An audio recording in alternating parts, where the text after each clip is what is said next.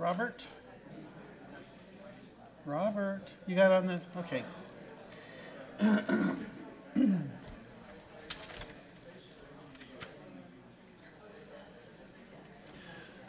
So if you could take a seat, we're going to start.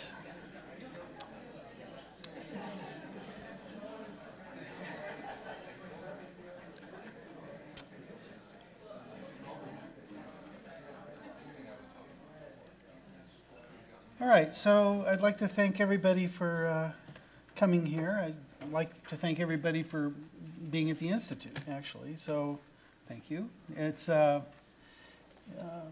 these are fun. We've had 3 of these since well, I guess 4, I don't remember, but let's say the last 3, I remember those. And they've all been different. This one is a little different. Again, I hope that you like it. I hope that it brings us together and lets us, you know, come to understand each other a little better. Please take the time to meet one another and everything. And I just want to start by saying this, is that I just want you to know, all of you who are Biocomplexity Institute people, and is that what you managed to make here is a very, very good institute. This is a very good place, and you should be very happy with it. We're not done. There's a lot of work to do, but I just want you to know, when you back up and take a look at where we are and what we've done, it really is very good, and I just want you to know that. I mean, you should know that. Now get back to work. But so the day is really spent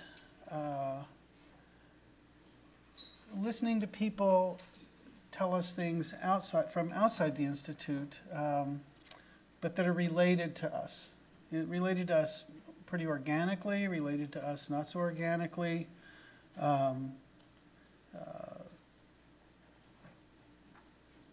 But related to us in one way or another. And certainly conceptually. And I think that really is the sort of characteristic of the talks today, is there's a conceptual theme that's right at the heart of what the reconstruction of the Institute into the Biocomplexity Institute entailed. And that is the notion of how information is born and transmitted and embodied in living systems. It's a big topic, and done improperly, of course, it's sort of nothing. But I don't think it is not real. And so we're going to hear 3 talks today, which I'll introduce, but I'd like to overview them. One has to do with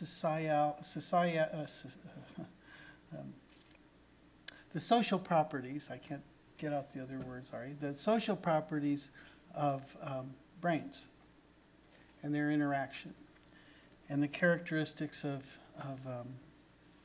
thinking within and among brains. This is a deeply important and related issue, and we have Reed Montague as our first speaker will tell us about that. It's a very, very interesting thing.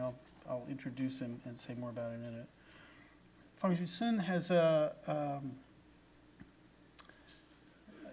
metagenomics, to extend the idea of understanding how information is born in the most straightforward point of view, from the DNA through proteins, is wonderful. It remains at the heart of things. But the metagenomics movement is the interaction, the collection of, and so on among genomes. This is a really deeply important and obviously deeply related topic if you view it from the point of view of the sort of thematic direction of the Institute. And Robert Penner will talk to us about the theory of morphogenesis, or the spontaneous occurrence of morphology and interaction, which is deeply related to lots of our own theoretical work, cast in different forms and in different settings.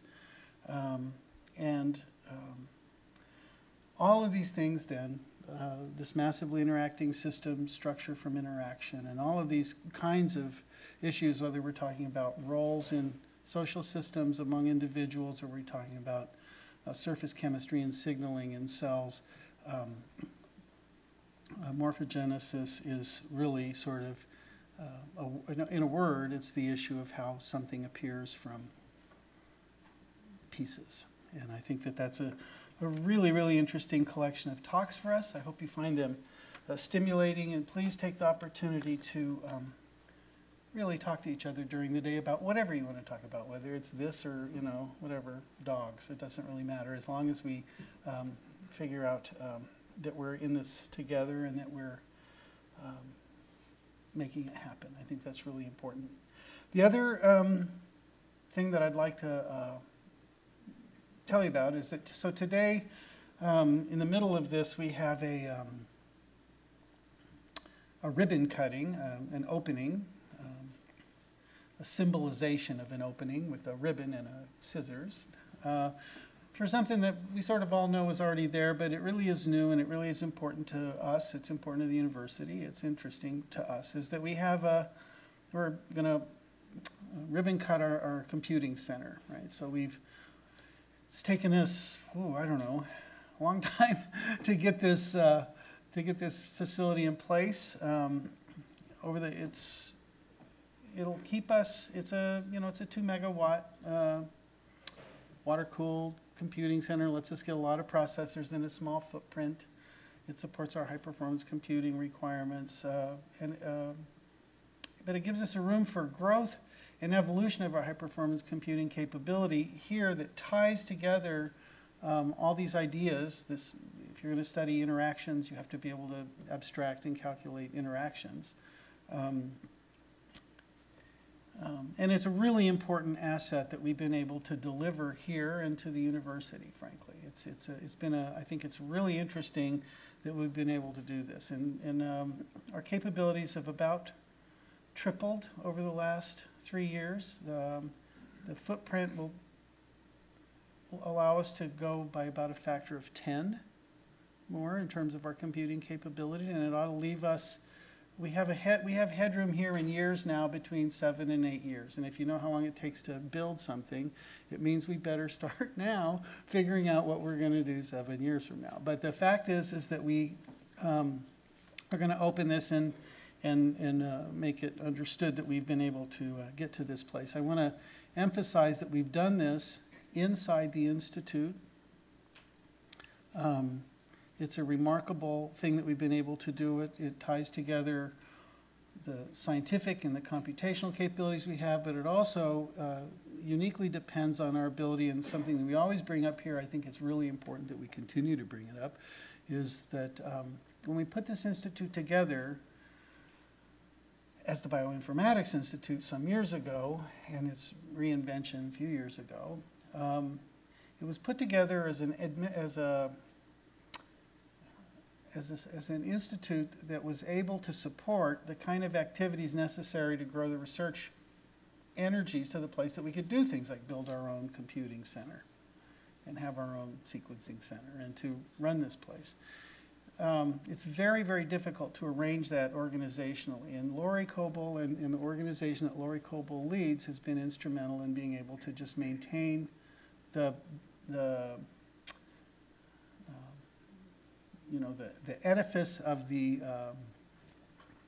institute moving forward is extremely important and tied to what amounts to administrative function inside those organizations. And they're part of us, and we need to reflect on that every time we use one of these facilities, frankly. Okay, so I'd like to introduce Reed now.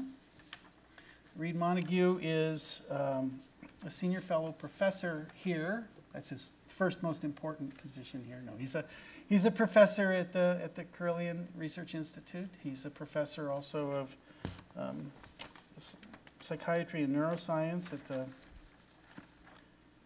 the medical school. He's actually just a I don't know what the right word is, he's a renowned neuroscientist, okay? That's what he is. He is, I'll just sort of outline a couple things. The discussions with him, I'm always reminded that what neuroscience is how computing is installed in tissue, brain tissue. So that's how he views it. That's very compatible with how we want to view it. So we have to agree with him on that. And then the first thing I ever knew that Reed did is he traced out the dopamine reward system for the first time, a long time ago, which is a big deal, actually. Then one of the sort of, I would say, founding fathers, one of the guiding lights, whatever those kind of words are, I'm not sure what the right word is, for neuroeconomics and those kinds of transactional analysis of individual brains in interaction, in transactional interaction, the analysis of brains in transactional interaction. Done a lot of that. And he's also involved in developing, sensors because he's done a lot of work on high-resolution imaging, brain imaging, fMRI, other things, and now he still does that, and he's also working on embedded sensors in brains that do things like, in very short time intervals, record neurotransmitter distributions in very small places. So by short time, I mean like less than a second, much less than a second. All of these kinds of things are just bits and pieces associated with really understanding the sociality, that was the word I couldn't say earlier, of cognitive life and what the brain does. So I'd like to introduce Reed and ask him to come up here and give us this talk.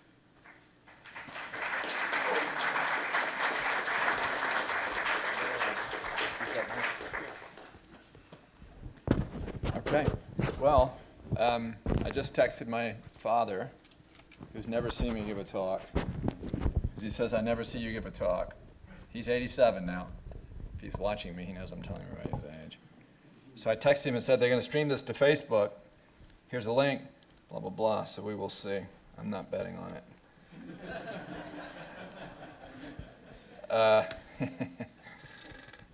And my father was a captain in the Navy. You don't really tell him to do things.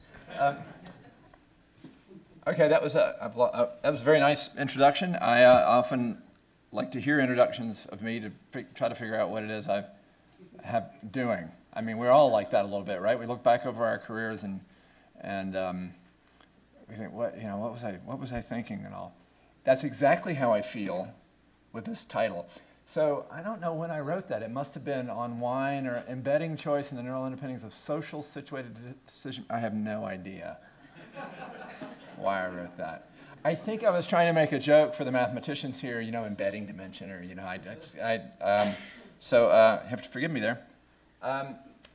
The second choice I've made is that while I have all these affiliations and all, I'm properly a neuroscientist interested in the way the nervous system computes, the way that develops both in the womb and out in the midst of others. But the fact is that brains are profoundly social, and while we're not collectivist in the sense of an ant colony, we are social in the sense that even thinking about someone else by yourself influences the way you perceive the world and the processes that go on inside your head and the circuits that are engaged and all that. Okay, we're designed to interact with one another, and we're at our best and our worst in the composite that way. In institutions like this, we're at our best, and then when we're at each other's throats at war, we're at our worst. So I'm going to give you 4 examples of what I'm after, each of which provides a different social setting for the kinds of ways we're digging out signals in the brain, and which I think, when I get to the end of it, you'll see span scales, apropos of Biocomplexity Institute. And I'm going to start, so you have to forgive me on the first part. I'm going to start with a very simple statement about computing, because I'm a real Alan Turing fan, have been since I was a child. Then I'm going to talk about decoding brain responses, and that's to emphasize that we really don't know what the problems are the brain is solving at any one moment. But you may have a very useful way of arranging for the problem that you're interested in, arrange that into some set of dimensions that you think you can probe, and then ask, what can I dig out of this given physical measurement in the brain? To me, that's a more effective way than saying, oh, I'm working on how the brain works. I don't even think that's a well-posed question, how the brain works. It depends on where the brain is, what time of day it is, and what the problem is at hand. And so I think the theory of the brain, that when we, 100 years from now, have something, isn't going to be something we write down in a book. It's probably going to be something like a dynamic queryable object. You won't know what you'll be able to simulate what it is the answer would be, but you won't know what the answer is until you ask the object. Okay? That's how I see it. That's where I think it's going. Who knows? Maybe that's wrong.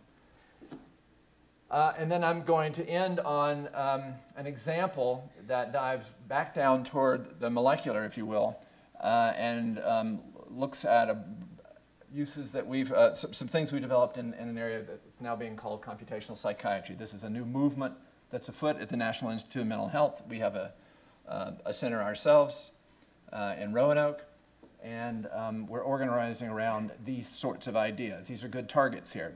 It's a good target to work on people's mental disabilities and mental derangements due to disease and injury. All right, computation. It used to be that I could surprise people by getting, who do you think this is and whatnot, but now that they've had the Imitation Game movie, everyone knows who Alan Turing is. He's the guy sitting in the bar that ran past security and solved the entire Enigma problem in an instant in that movie. Anyway, Alan Turing, as you guys well know, with a series of papers in the 1930s, sort of birthed the modern notion of computation by inventing an idea, by writing it down as an abstract machine, a Turing machine, where you could read and write ones and zeros, and you could move left and right, and you could read the state of things with a reading head. Every machine on the planet is a Turing machine. It could be that more modern notions of computing will continue to evolve and that we will start to see features of nature that have captured this early on that we didn't realize were there. Nature knows how to catch photons and it knows how to tunnel protons, and so at very, very small scales, and so there are a lot of surprises I think still in store. But one thing that Turing did was he separated the idea of the stuff that implements patterns of information processing, and he had an idea about the mind as well. And the idea was a pretty simple one, that your mind isn't equivalent to your brain, but it's the patterns of information processing enabled or supported by your brain. It seems kind of simple, but in a sense it was an answer to a philosophical question. How do you get mind-like stuff out of stuff-like stuff? That plagued philosophers, it still plagues philosophers. Are there any philosophers in here? Good, I can only ping on me through Facebook. I thought not. I don't mix well with philosophers. Anyway, how does one get mind-like stuff from stuff-like stuff? And the answer is, it's not really a well-posed question either, that your mind is the information processing supported by your brain, and in modern parlance, it's sort of like a computer program. Okay? Well, that sounds great. Then out comes computational neuroscience. That's, in essence, how I'm trained. I came out of an applied mathematics background and into a lab that was called the Computational Neurobiology Lab. This is 25 years ago. And their great ambition, egoistic as it might be, is to say, well, we have a growing body of cellular molecular data from the brain at various levels. We have things going on in our behaviors, thoughts, and moves. We're going to model these things with computational processes, and maybe we'll be able to see the computational processes in the brain that support it. Okay, well, I buy that. I believe in that. I mean, you could run a research program through that and maybe see cool stuff that got exhausted by it. The problem with it is it's easy to say and hard to do. Okay, so you commit to that, and then what do? You go looking for what exactly? And the reason it's hard is the reason a place like this can even exist and call itself the Biocomplexity Institute. We have all these levels of interaction. They're nonlinear. We don't really know exactly how to cut them up into parts. You have information flowing across scales and levels, and you don't really know how to deal with it. It's a very, very confusing problem. How hard it is will depend on what the solutions look like as we figure them out. But it's a hard problem to see clearly because of all the things going on at once. And I've listed a few levels here: biochemical networks and synapses, neuronal networks. This is sort of order milliseconds. This is faster. This is, of course, ignoring things like energy rearrangements in large biomolecules, systems level brain responses, functional MRI, magnetoencephalography and electroencephalography. Cognitive variables and their dynamics, behavior and perception live sort of at this level, and this in many ways is separate from these other things. For the same reason that you can have a computer program that malfunctions because you're not updating variables in the right way with respect to the problem you're trying to solve. If you went and had a program that was malfunctioning and I said to you, well, go look at your computer, it's probably broken, you'd laugh at me. And the reason you'd laugh at me is because computers are pretty darn reliable. The memory registers are reliable, the way it reads and writes things are reliable, the way it relocates code in its memory is reliable. It's easy to imagine somebody making a mistake in a piece of code. And the mistake isn't necessarily a mistake in the sense that it's a missing semicolon in a crucial spot. The mistake is it's just not updating things according to the problem we're looking at. This is where computational psychiatry, computational approaches to mental disease, can show you ways in which you could have a dynamic disease in your nervous system and have nothing wrong with your nervous system at all. You've just taken a system, maybe, embedded it in a social setting, amped it up on a pharmaceutical of one sort or another, and all of a sudden the mental structures don't work right. They're not designed to work right under those conditions. Okay? This is why you need computing for psychiatry. Now, there are very few psychiatrists that are computer scientists that have gray hair. There's a growing population of them who are developing gray hair and are younger now, and so those are the ones we're talking to. And then the level that we're going to talk about here, which is at groups, social interactions, and the institutions that form them. One more problem. This is my problem set. One more problem is the nature of computing in the nervous system is not well understood, but what we do understand is there's an enormous amount of structure at many scales, and it's really quite a remarkable set of solutions already sitting there. So this is a pyramidal cell from the cortex.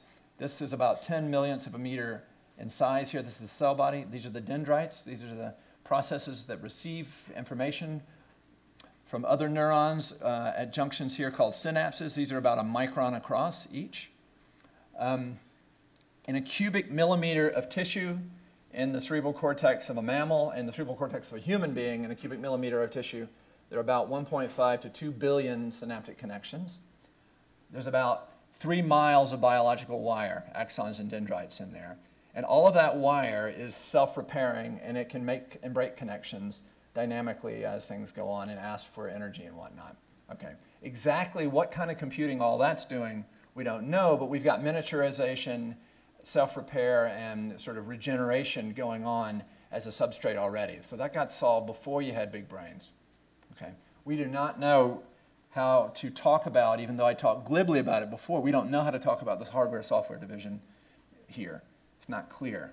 Now, if you're a physiologist, you will do that. You'll typically talk about these things, and you'll sort of look for psychological constructs that you can perhaps explain.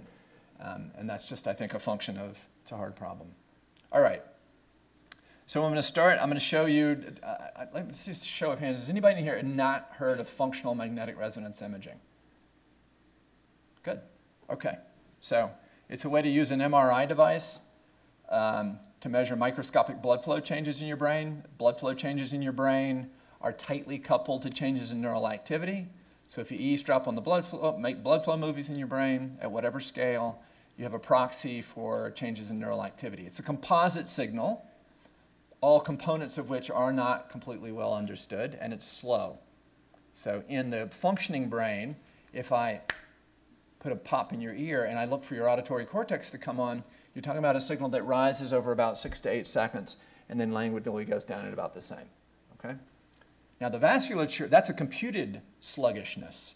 The vasculature, if you challenge it with chemical kinins and various kinds of vasoactive compounds, the vasculature can respond in tens of milliseconds. Okay? But the way it's working in the context of the brain and responding to metabolic demand is languid. Okay? So what people typically do is they take there's a lot of thinking you do on the milliseconds scale. There's a lot of thinking you'd like to understand better at the faster level too. What people like me do is we typically take things and we slow them down a little bit, sort of ping on them, tap on it a little bit slower so that we can take advantage of these peaks and separate these peaks. Okay.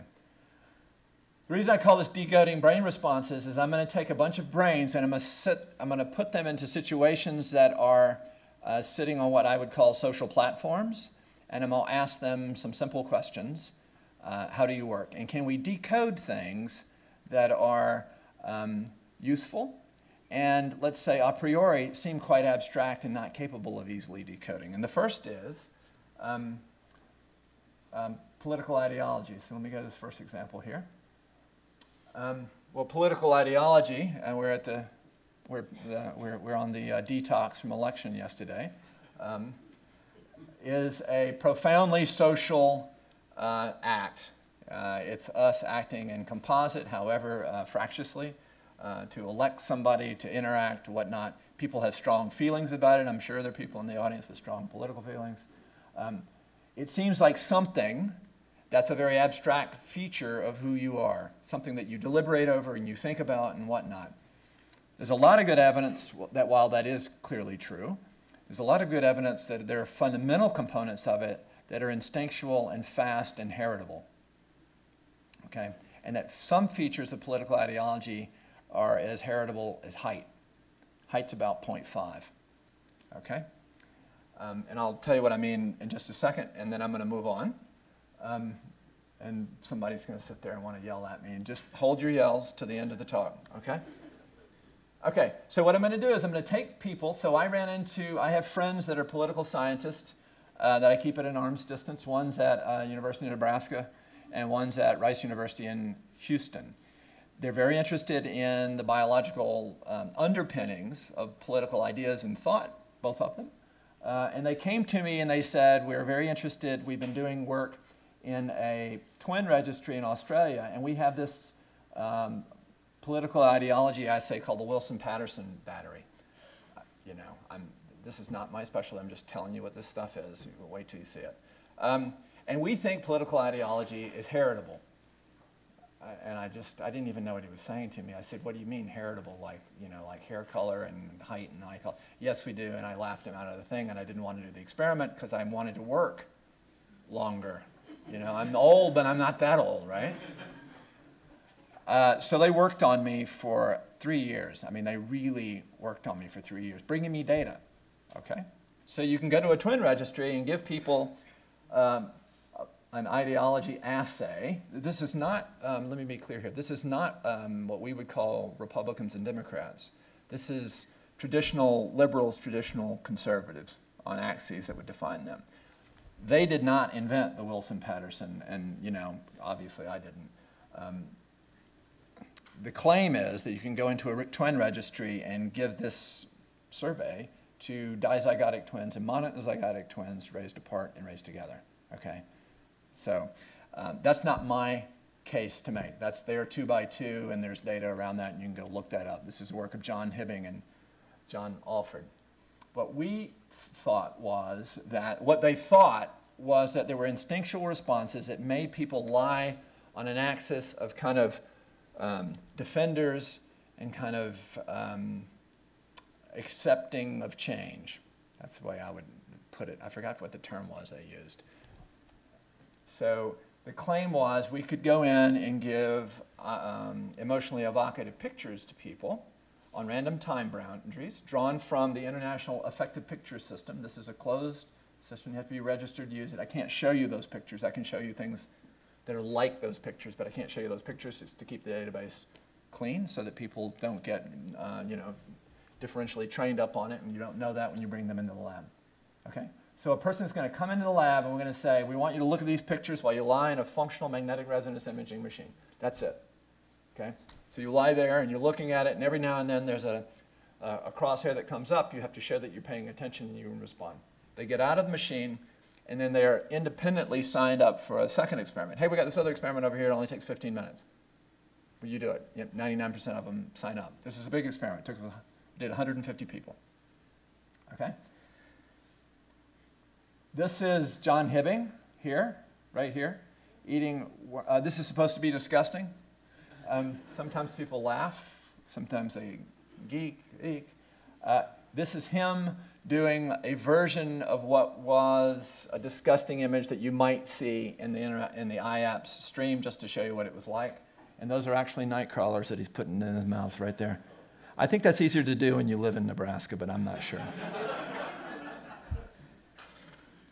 It's too bad this is on Facebook. I mean, he may send me email. He doesn't know I'm talking about it. Anyway, he sent this to me to show because we needed to show people kind of what we were talking about. There's this system we have positive images, neutral images, and negative images. And the negative images come in a variety of brands. This is disgusting. And there are flies on salads, poopy toilets, people throwing up. I mean, disgusting stuff, right? The neutral stimuli are like, it'd be a picture of a room like this with nobody in it. The positive stimuli are fuzzy bunnies and, sailboats. Unicorns, butterflies and rainbows, like my daughter would say. All right, here's the paper. There's John's name right there. So that's the experiment. It's super simple. Take a person, put them in an fMRI device, show them IAPS images on Poisson interval distribution boundaries. They're on for 4 seconds, then off. Make them get out of the scanner. They take this assay, and you get a number between 0 and 1 that ranks where they are on traditional conservative and liberal, and ask whether or not you can, using a machine learning method called the elastic net. This is a common method, Zhu and Trevor Hasty. It's used in lots of ways. It's a constrained regression method on all the voxels of the brain when the image is presented, and ask, can you develop a mapping between the response in the brain and the score on the test? Okay, when you do that, and you have a very ambitious postdoc, he comes running into you later, literally holding the results, saying, we're 100% out of sample. Okay, so we do cross-validation in this, so we hold some of the data out, we train up the classifier, and we were at 100% out of sample. We were at 50 people, so I said, we'll do 50 more people, and we were still at 99. It's unbelievably strong signal, okay? Now, what I'm not going to do today is belabor the degree to which it's strong. That is, we can see this map, we can get this mapping in the mid-90s, at least on an ROC curve, we can get something that's reasonably considered in the mid-90s with one image. So I can show you one image for 4 seconds and take it away, measure your brain, and dig out your score on this test. Now, when you see the test, let me show you the test, and you think, well, what are these issues? And, well, the first thing these issues are is these are hot button issues. Okay? The thing that really differentiates you on this axis are the way you would do one of these things. In our case, it wasn't just 1, 2, 3, 4, 5. It was we had a continuous parameter. We had a slider bar. Okay? It doesn't matter. Any way you do it, you get the same answer that I'm telling you here. Stop immigration, pacifism, death penalty, government. Okay, it doesn't say anything about them. It just makes these statements. Foreign aid. I mean, do you strongly agree or strongly disagree with foreign aid? Well, that's usually a conditioned statement. I think one of the reasons we had such good data was when you slide the bar left or right on that, you're sort of a true believer. Okay, and that's a big signal. What this is for, you'll have to read other people's books on it. But we can basically dig out networks. So let me just tell you 2 things, 2 take-home points from it. Okay? Separate networks predict conservative and liberal scores. All right? So this is this is your brain on conservatism, and this is your brain on liberalism. Okay? It's almost literally true. Now, what it isn't is a spot, okay? There's not some spot that is the, political you. That's always been a silly way to frame things, I think. They're network responses, but these are the surviving voxels on these constrained regression that predict where you're going to score, and we play various games with this, okay? The category that really did the differentiation was disgusting category, and the subcategory was something that they are pre-labeled animal reminder, things that remind you of dead things. It's pretty gross stuff. So when people come in, we have to tell them we're going to show you gross stuff, and they can opt out of the experiment at any time. Okay, well that's what your brain says. Your brain says that I can show you pictures and I can guess what you're going to score when you take that test 15 minutes from now. Okay, that's pretty interesting. I think people identify as a kind of core of who they are with thinking through who they are politically, and not that there would be these underlying instinctual responses that the current version of the kind of crude technology that we're using here is at.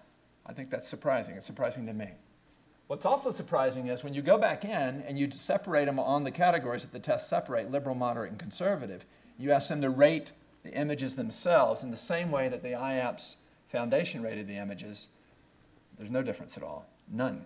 You cannot see a difference. So the conscious them, for whomever they are performing, the conscious them doesn't distinguish, and their brain betrays them. Okay, so there you go. There's one category where, now what we don't know is if they're aware that they're sort of answering it because they don't want to look some way or another. Okay, decoding. Who would have thought that? I didn't, not at all. And the funny thing is these networks are very interesting in that you can go to imaging experts and show them the responses given certain cuts to the brain and say, what kind of response does that look like to you? And for the conservatives, it looks like they're preparing a motor response. People that know what they're looking at would say, it looks like they're doing preparation for a motor response. Things like that. So these things look like stuff that relates to other things that we do as an agent going around the world. Second social situation. And this one includes human agents, non-human agents, and what would I call it? Sort of platform rules. And that is a market. So the question is, what happens to you as an individual thinker when you're put in a group of people? You make a choice about whether you're going to buy, sell, or hold in a market. Now, this is a trading market setting. It clears by some mechanism that collects the prices up, looks at the buy orders and the sell orders, and decides what these things should be worth, adjusts the price, and the price loops back into all the brains here. And we're measuring 3 of them at once. So what we did, this was work with Colin Kimmer and Alex Smith, who's now here at Virginia Tech in the economics department. We had 20 people online at once and 3 people in scanners. We have one scanner here at the CRC 26 and 2 scanners in Roanoke. Those were networked together, and then we were networked with a behavioral lab at UCLA. So there were 20 people online at once, and then we had a reserve behavioral people in Roanoke just to keep the numbers up.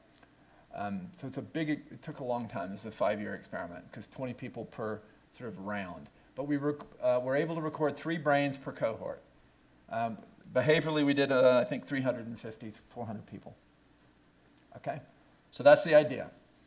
You see some price, you know what it's done in the past.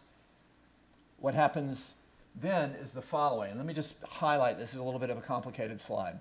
Each round you're shown, the price is cleared to some value, you know what it is, let's say 140, okay? You're then shown, then the computer comes in and pings you around that, says, would you buy for this, would you sell for that, would you buy for this, would you sell for that? And what it does is collect these prices up for you, and it winnows in on where you are on this demand curve. We make a kind of micro demand curve like that. And then that produces your order, and then that goes into what's called a book for people who know anything about trading, and then you have the collection of buy orders and sell orders, and the price clears to the intersection point there. So it's a little micro demand curve per person per round. So they're paying 5 times, price clears, next round. They played 50 rounds. The interesting thing about this task is, and I don't want to go into the technical details of how we did this, but we made it so that the fundamental value was 14 every round, okay? And everybody knows that. Everybody knows it's 14. And the question we're asking is, how is it that bubbles form when you know the value of the thing that you're dealing with? You know the value. You're basically assaying the value of being caught up with others and the exuberance of the time. Are there really price bubbles? Are there really overvaluation bubbles? And what is your brain doing during them? The answer, when you do that, is in the lab here, we produce tremendous bubbles. Okay, so let me draw you here. This is the 50 rounds of the task. This dotted line here is the $14 fundamental. Each one of these colored traces is a cohort of anywhere from 16 to 23 people. And you're just seeing the price trace in that cohort. There's one that bounces there. This is the average over all of the traces. Here's one that stayed flat and then ran up and then ran down. And this is quite huge. Remember, they can only buy, sell, or hold one share. So when you get caught up in here and you feel this horizon coming, you have a hard time shedding shares. Now, one of the complaints about the paper is that we basically have an inertial term built in here, because I can't just dump everything. When I think it's going to drop here, I can't just dump everything. I have to be more careful than that. So I have to feel it come up and go over, and then all of a sudden start shedding shares. So it's a valid complaint. And there was a reason I didn't do it differently in the first instance. Okay, we get good bubbles. When you get a bubble, you can go hunting through the brain. I'm not going to give you the details of how I do it because I'm doing 4 examples today. And you can find dynamics that track the bubbles. I'm looking for, show me a region of the brain that as the price trace went up, tracked it. And the answer is the nucleus accumbens. Okay? This is a region of your brain called the striatum. Let me show you what you're looking at here. So if I'm standing right here, this is a coronal section of my head, just like this. This stuff on the outside, this leafy stuff, that's your cerebral cortex. This gray matter here is just what you think it is. It's your gray matter. These white tracks are the white matter. Neuroanatomists, they've got it going, don't they? They've got it going on. This is a corpus callosum, a band of about 400 or 500 million fibers that connect the 2 hemispheres of your brain. And this is part of a structure called the corpus striatum that we share with every vertebrate on the planet, even those that don't have much of a cortex. Okay? It's a very complex region that's densely connected with the cortex, and it's also densely innervated by the midbrain and the brainstem with neuromodulatory systems, one of which is dopamine.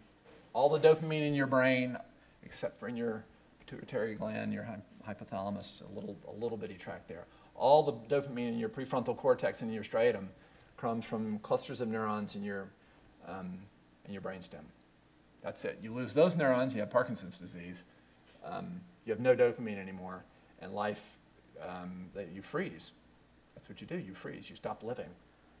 So this receives 10 times more dopaminergic projections than any other region of the cortex. So a lot of dopamine. Okay.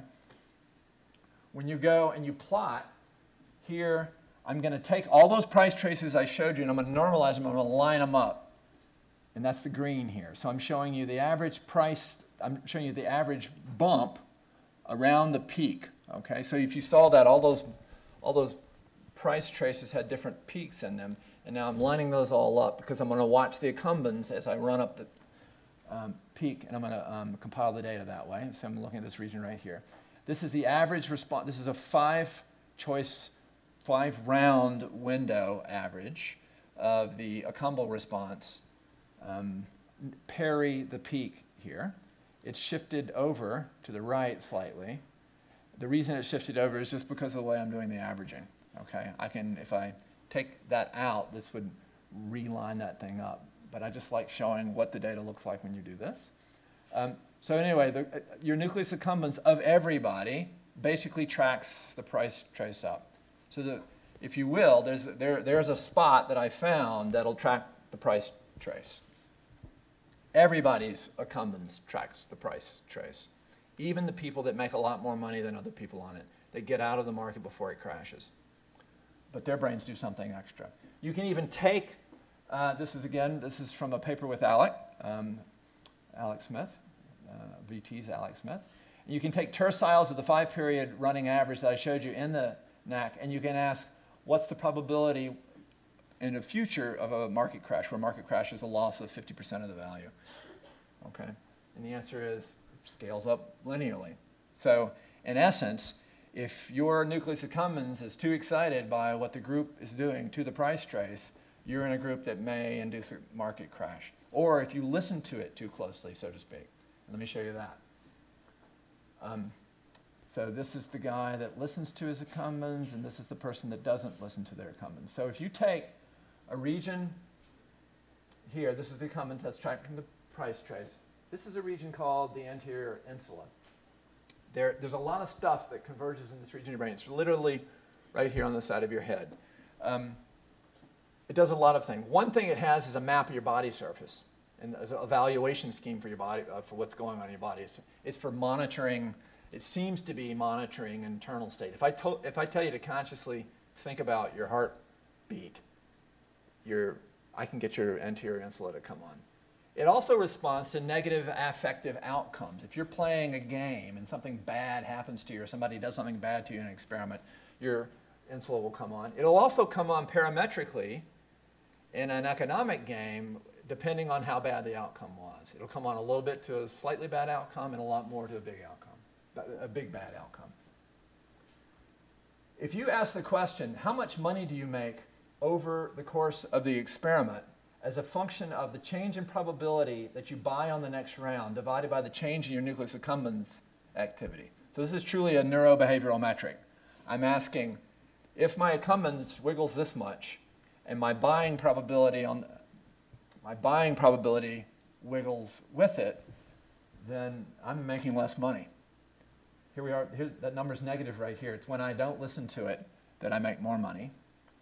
If I go to the insula and I do the same thing, I'm going to plot total earnings here over, this is people, and I'm going to compile the change in their probability of selling on the next round as a function of the change in their insular activity, then in fact they make more money.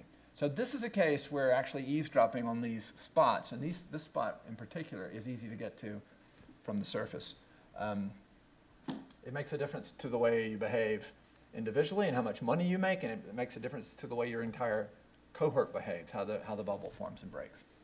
Okay, computational psychiatry.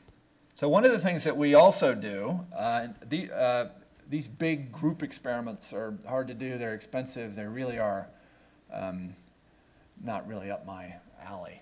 They take years to finish, and even then the results are difficult.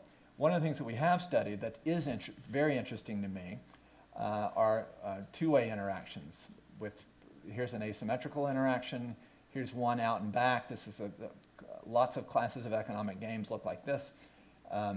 Here's a repeated play interaction where they know it's going to be a repeated play. A makes a gesture to B, B makes a gesture to A, on out to some horizon. These are interesting because if you're playing another human being, you're modeling the other human. And so you have this recursion problem of how deep into the interaction do you model? How can we dig that out behaviorally? And how can we, given we could dig it out behaviorally, how could we dig it out neurally in a way that is informative to us? And there are diseases and disorders that impact your ability to model other people and to respond to their gestures appropriately. So there are interesting mathematical issues as it relates to both the behavior and the brain imaging. So I've set up in London to do, funded by the Wellcome Trust, the control group is set up here in Roanoke. There's a bunch of NHS trusts through basically through North Central London, although somebody told me recently that Reading is not in North Central London, so I don't know why I always say North Central London. It's mainly North Central London. And we're running tasks that look like this. I'm not going to go over the whole battery of tasks or how it's going, but I am going to focus on one particular game called a multi-round trust game.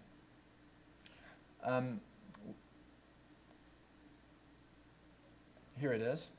So in the multi-round trust game, one player, the proposer, also called the investor, is endowed with $20. They can keep it round over. Or they can choose to send some fraction of it to their partner. Let's say they send 10. It's triple on the way over, triple to 30, and the partner sends back any fraction they want of the tripled amount. The rules are transparent to everyone. I've done this task in over 3,000 people, and I've scanned 2,000. I really understand how it works. Now, I'm a little anal about this stuff, so instead of doing 50 tasks, I ended up, I don't know, there's probably a disease category for me. But I have really used this simple game, and as simple as it is, if red models blue to any extent, it has to include then blue's model of what red's going to do, and then that recurses, okay? We play this 10 rounds, and even though it's 10 rounds, you really can't, in even the simplest model, you can't naively just compute to the horizon. We've actually had to steal and modify or develop approximation methods to compute out to the horizon of the game at every round in the game. Because we're very interested in, when you're playing this game, given your expressed pattern of behavior, how deep are you likely to be looking into the interaction? Okay, lots of interesting questions here. The practical use of this is, it's extremely low dimensional compared to how a human being would work, even though it's hard to compute this. And so we've been able to take this game, here it is depicted up top here, take this game. So here's red. Red makes an investment I. It's tripled on the way over to blue.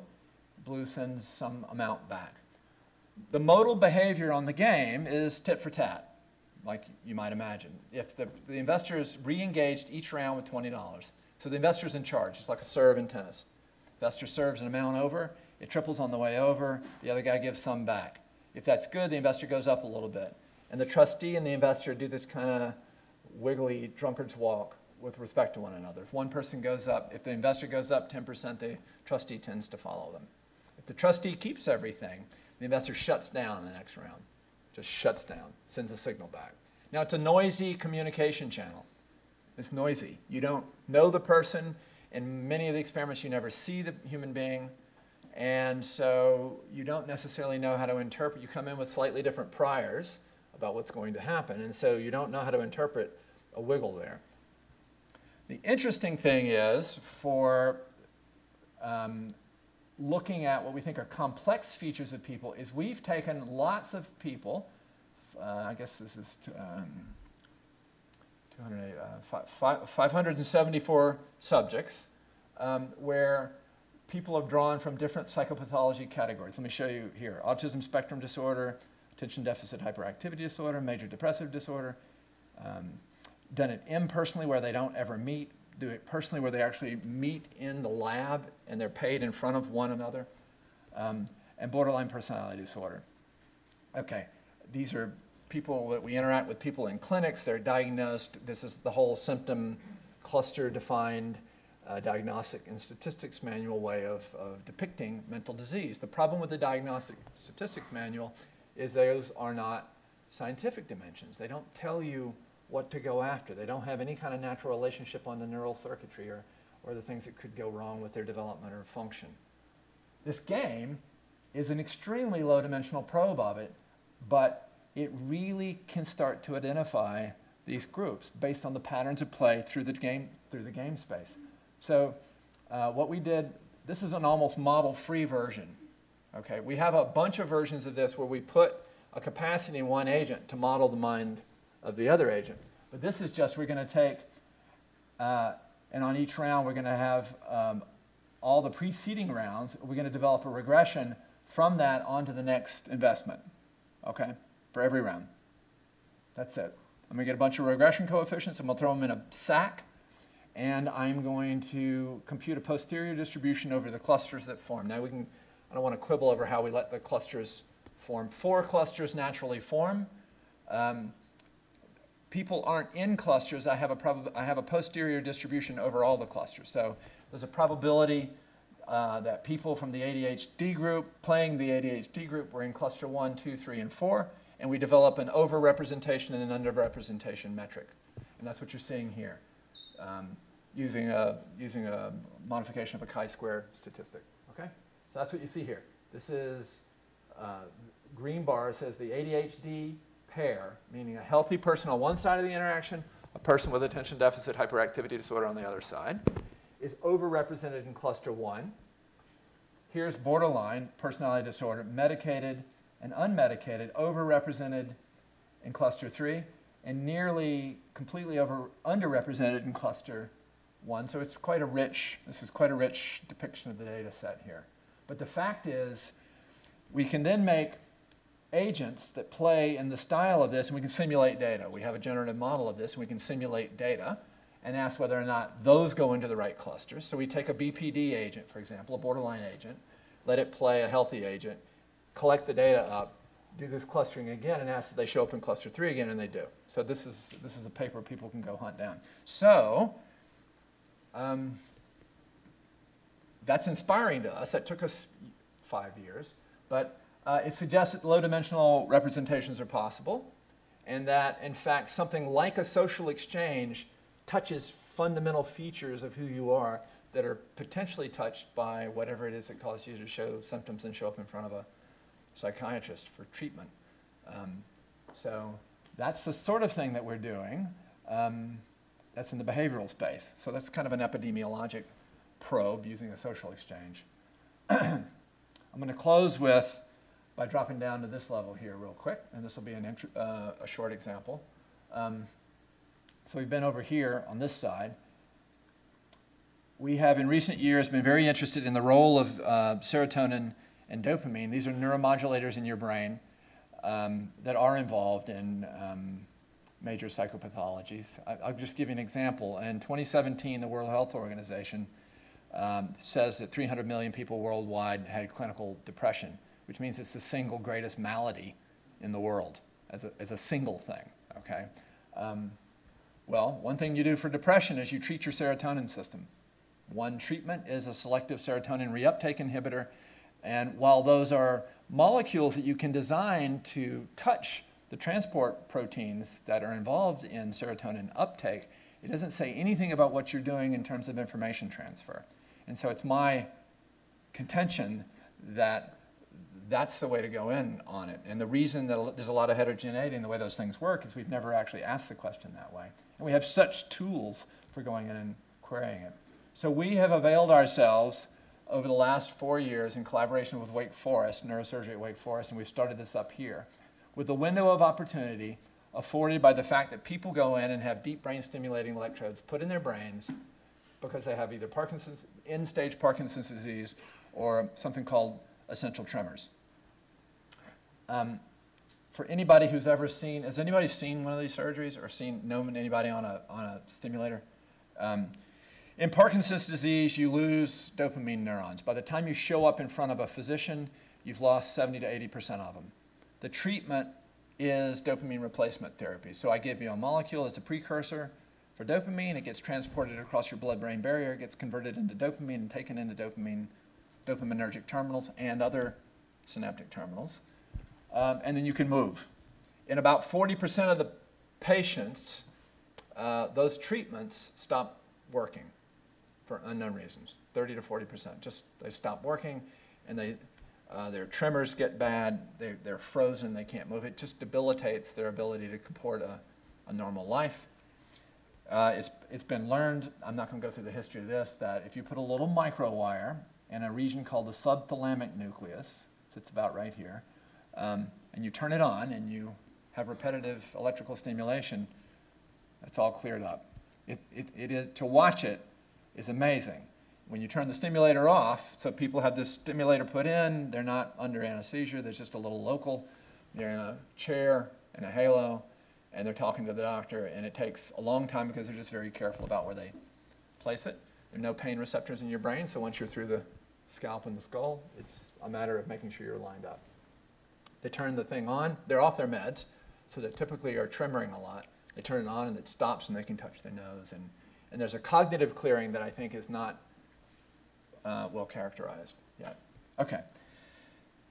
Well, I'm going over why these people let us do an experiment in their head. So they're bored in there. They're about to get a big chunk of metal put in. And so we asked, could we put a carbon fiber down that's really tiny relative to the tube that you're going to put in there anyway, not poke any new holes, and make a measurement using a method that we've developed recently that's a modification of what's called fast scan cyclic voltammetry. So here's a human hair on the left, and here's the probe we're talking about here. It's 7 microns in diameter. This is a carbon fiber. It comes up, this is fused silica, flexible thing. It goes down the surgical guide cannula. The surgeons do all this in the sterile field. We put this in. We manipulate the voltage at the end of this electrode, and it allows us to make inference over the concentration of dopamine, serotonin, and norepinephrine simultaneously, and at rates, we think we've sped the method up 10,000 times. Okay, but this is a conscious human being, okay? And so we have them play betting games, we have them do social perception and all. We're looking to ask, what is it in the computations we think are carried by dopamine and serotonin based on animal work? are still intact or not intact in a human being.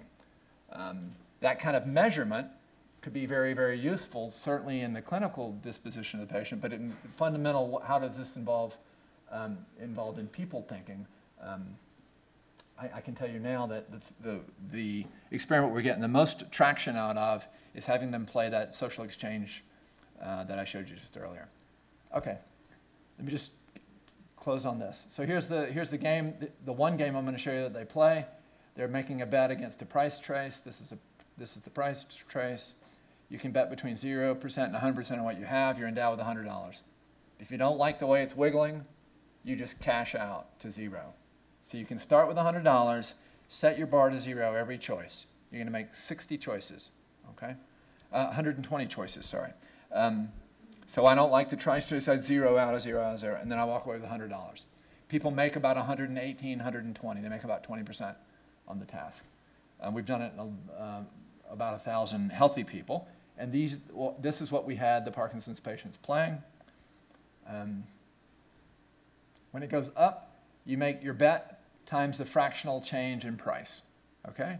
So just like you'd expect, the good variable here is the log of the relative change in the price divided by the price. This is the gain that you would have. Your bet times the price fluctuation. And this is the foregone gain. This is the amount you could have gotten if you'd bet higher all the way in. Okay? Some people are driven by this, and some people are driven by that. It really is a type. We know this on this game. So some people really like the win, however small, and some people cannot stand missing out here. And I'm not going to say much about that. I just thought I'd point that out.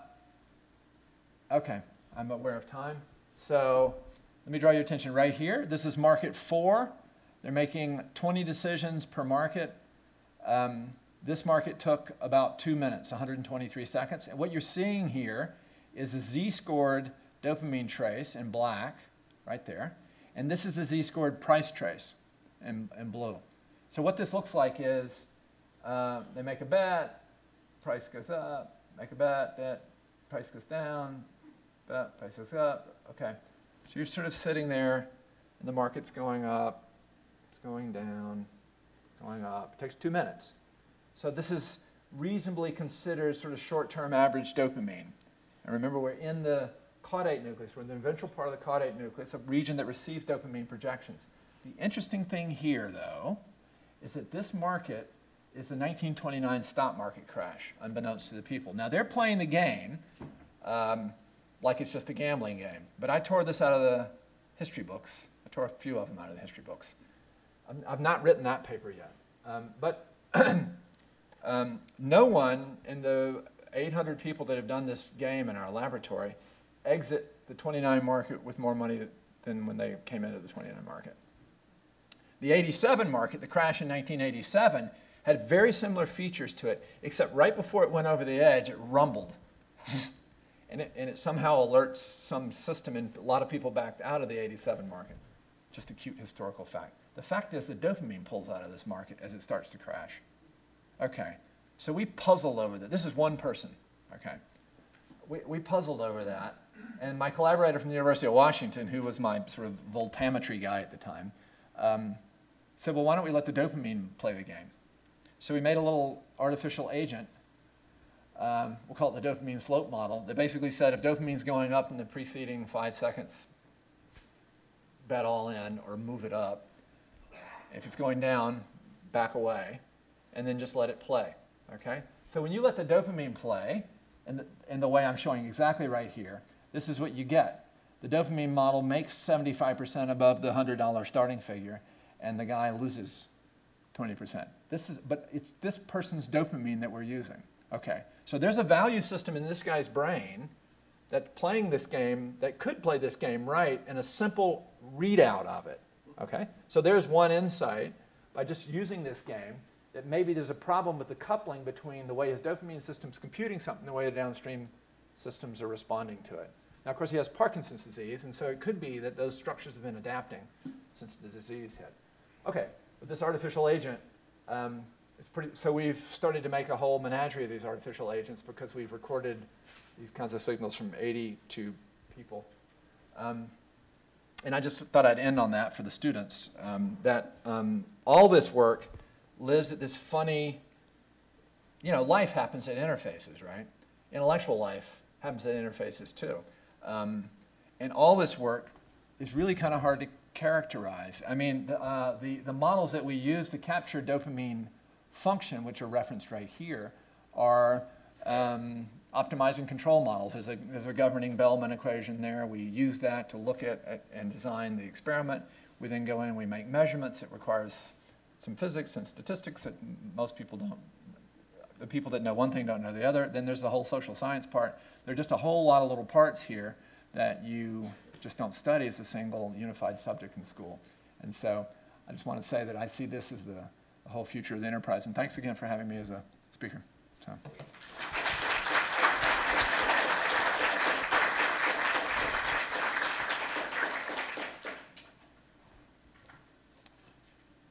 So there's something called a mercy question.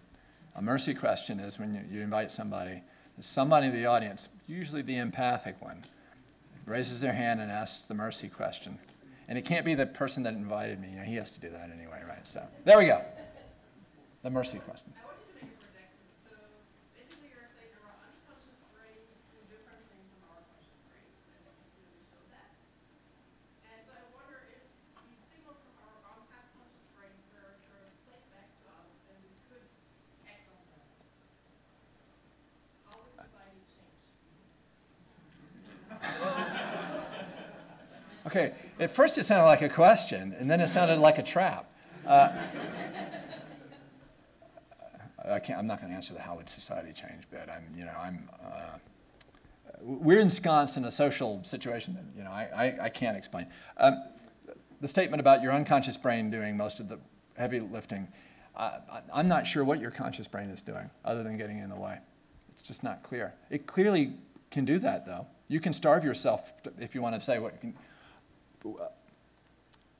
You can starve yourself for a political idea. I forgot the administration, there was a famous case where they incarcerated women suffragettes who were parked outside the White House. They arrested them, put them in jail, and they went on hunger strike.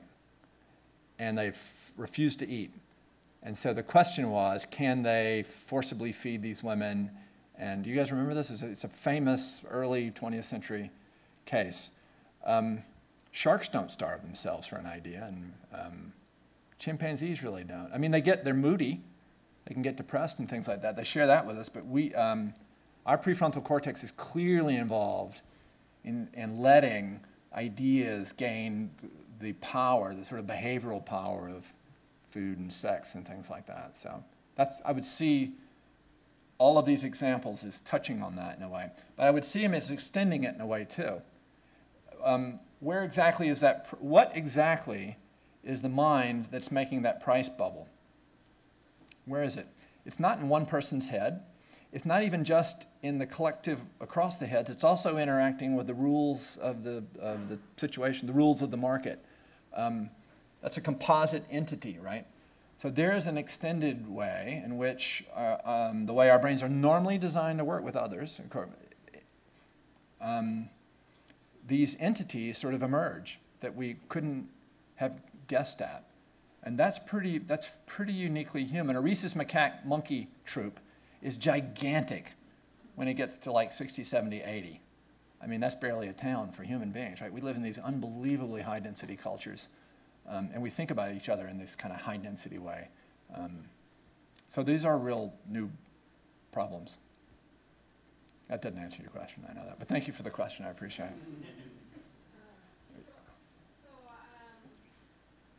My question is about the first part, the political ideology part, and you made the point that there is some charitable aspect there. Yes. But in reality, you've done all your tests in adults, right? So In a box, is that what you said? adults. In adults. Right? And so to be really charitable, it should be something that you see in a newborn. You know what I mean? I do. It would be hard to ask, that's a great question. It'd be hard to ask a newborn those questions. since those questions require a lot of social conditioning to even pose. But I take the point. So if the claims from they're not my claims. The heritability part's not my claims. The neural part are mine. That would predict that you should be able to take, you should be able to make a what do you call these things? Pedigree with the adults, and you should be able to do the imaging experiment on kids, and we have an imaging experiment on kids where we've got an acceptable way to show them negative pictures, get brain responses out of that, and hit it against the dictionary we developed in the human brain, in the adult brain, and predict their ideology based on that when they got older. That's right. It says you ought to be able to make a pedigree using those brain responses. Now, you can't query those young systems with these sort of high-order cognitive probes, but you might be able to talk to somebody that's smarter about kids than I am and figure out a way to translate that down. That's right. I think, so people just attack me for that stuff all the time. What do you mean? It's heritable, you know, everything's flexible. I'm a thinker, blah, blah, blah. But you know, I think seeing part of it as being instinctual, as an impulse, not something that you've done yet, might take the temperature down in the room a bit when people have these feelings about, well, I feel that, you know, you should be, the government should be telling us all how to behave in our living room. You can make a case for those being types, but you never get out of the room. You never, those arguments never end. The more fundamental feature, though, is to suggest that there are features of cognition that you would call higher order cognition that kids come prearranged with. And this might be a way to start thinking about how to decompose it so we didn't, you know, inhibit it. The worst thing you can do to a kid is, worst thing you can do to a brain early on is make it poor. Everything is catching up from that moment on. So earlier intervention on kids, education, food, and healthcare, and all that kind of stuff is good. So I think it plays into that. Here and then here. It seems like when it comes to betting games, subconscious neural signals sometimes do better than the actual human. What happens when it's a betting game that involves blood? Something like poker, do you think things will change? Okay, so mainly I've shown you betting games where people are sort of betting against a mechanism or there are other people around influencing the return rates and things. What happens when I have to think about somebody else's mind when wow, all bets are off then. We have a game, what I didn't show you is we have a game, we do a battery of social exchange games, 6. We've now done it in 5,000 people. I've scanned 2,000 of them, some of them in England and here. One of them is is a social hierarchy game. We call it the alpha-beta game. So every round that ticks, the two people get paid off. Alpha gets more than beta. Okay. At each round, beta can challenge, and so alpha has to defend, and alpha has to decide how much beta would challenge with, money, and then they can best each other. So that's the simplest form of, that's not a bluff, that's kind of building a model of when, if they challenge, whether there are these marginal distributions that you can estimate. And that identifies types of people right away. People that want to be the alpha will pay extra money for that, and there are unique neural responses through their networks that you can track for that. Deep bluff is more difficult to model. Although, you know, there are deep belief networks now that play Texas Hold'em at professional level.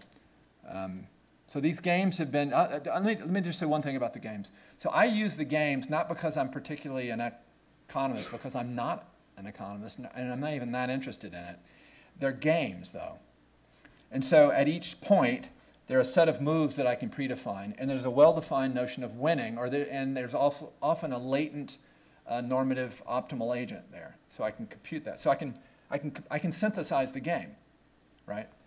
I don't know how people work, and I don't know how the brain works. So I can't synthesize either behavior or brain function to a degree that I can hope to get anything. So I use this as a kind of augmented space, and then I populate the space with people here who may also have some disease in a cognitive space, or who may also be undergoing some treatment, and we know that we can move them around over here.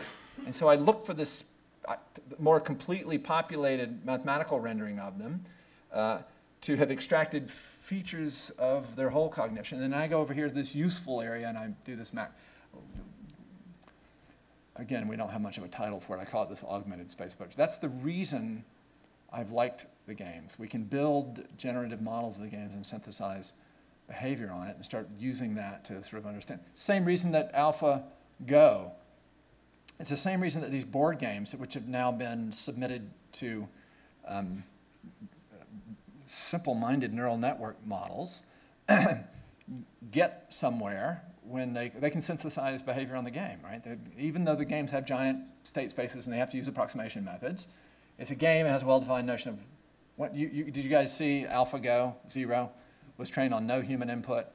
And so 25 years ago when I was a postdoc, Gerald Tesoro was in our lab at the Salk Institute trying to train TD Gammon, temporal difference backgammon playing program, which is now a grandmaster. And the way he was doing it at the time was, he'd bring grandmasters and backgammon in, which, is a category. And they would come in, and it would either go well, and they'd play 37 games against TD Gammon, and the computer wouldn't crash, or it'd go poorly, and, he got sick, or the program didn't run. And I can remember the conversation. It was like, you're never going to extract enough information from that person to understand anything about this game space. Backgammon is about 10 to the 20th power. Go is about 10 to the 100 and something, 10 to the 140th or something. It's huge.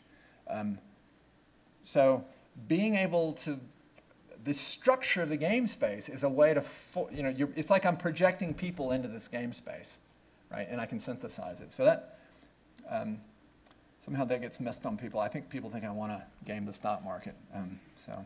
One more question? So you've done a really good job of making money off the 29 crashing and buildings. Have you had that kind of success with other neurotransmitters or maybe like profiles of neurotransmitters? That's the first, that patient, that trace is the first sub-second dopamine measurement in a human being on the planet. Okay. Yeah, I've developed a to measure both of those at the same time, and we now have 17 people for whom we've measured concurrently dopamine and serotonin. And so I'm showing you hot off the presses here. This is really new stuff. What that also offers a chance of forward simulation. You can take these manifolds of dopamine and serotonin that you measure under a set of cognitive challenges and ask, could we synthesize the way you would make a decision? Could we play one of these games using your dopamine and serotonin manifold in the striatum? So that's just work underway. I don't have a good summary for it though. So thanks again for having me.